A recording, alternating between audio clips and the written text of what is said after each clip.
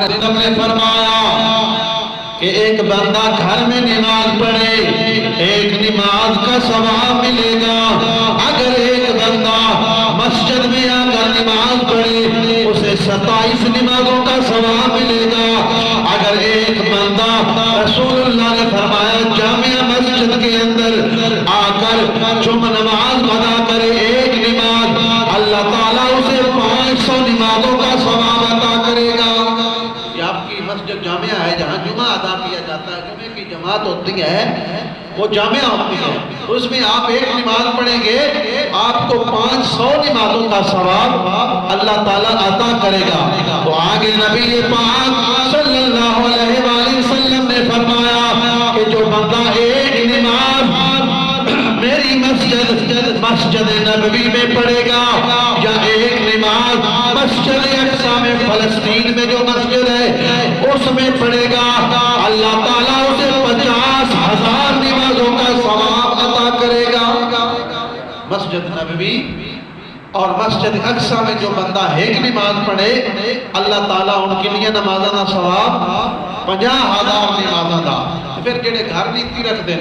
کئی وہ جنہیں نصیبی نماز کوئی نہیں، کئی وہ جڑے اٹھتے سار منجی نال پڑھیا ہوتے مصالہ بچھایا پھر ٹھوڑ پڑھ کے پھر لیٹ رہا، انہاں واسطے پیغام ہے کہ رسول اللہ نے فرمایا کہ مسجد میں پڑھیے تے 27 نمازاں دا ثواب لبدا ہے۔ اور پھر جامعہ مسجد ساڈے اسٹیشن تے کوئی جامعہ تے اے دے وچ ہی سارے آ کے پڑھدے ہاں تے پھر اے دے وچ ایک آ کے پڑھیے تے 500 نمازاں دا ثواب رسول اللہ دی حدیث دے مطابق ملدا ہے۔ پھر سن چاہیے جڑے نہیں پڑھدے او بھی پڑھن تے جڑے گھر پڑھدے نے او مسجد دے اندر آ کے پڑھن۔ پھر اے دے نال اے بھی گل اس تے بھی زور دیو کہ اسی نماز پوری پڑھیے۔ کئی لوگ صرف فرض پڑھ دیں، اگے بھی دسیا ہے اپنی فرضاں تے مطلب نکل جانے ہیں اور سنتاں کو نہیں پڑھتے، کئی سنتاں پڑھ لیتے نفل کو نہیں پڑھتے۔ دنیا کے اندر جتنے بھی ولی غوث نے قطب نے ابدال نے اگر اس اعلیٰ مقام تے پہنچے تے رب دی نفلی عبادت کر کے اس مقام تے پہنچے۔ اگر رب دا قریبی ہونا ہے نفلی عبادت کرنی پوسی دی اس نو پڑھنا پوے گا۔ ہاں تو کوئی مجبوری ہے تو تسی غیر مقدہ سنتاں چھڑ دیو یا نفل چھڑ دیو تسی جا سکتے ہو، لیکن مجبوری نہیں، ویلے ہیں گھر جا کے گلیں کرنی ہیں یا ہوکے نہیں پڑھنا ہے تو پھر سن مکمل نماز پڑھنی چاہیے اور نماز نو آرام سکون دے نال پڑھنا چاہیے۔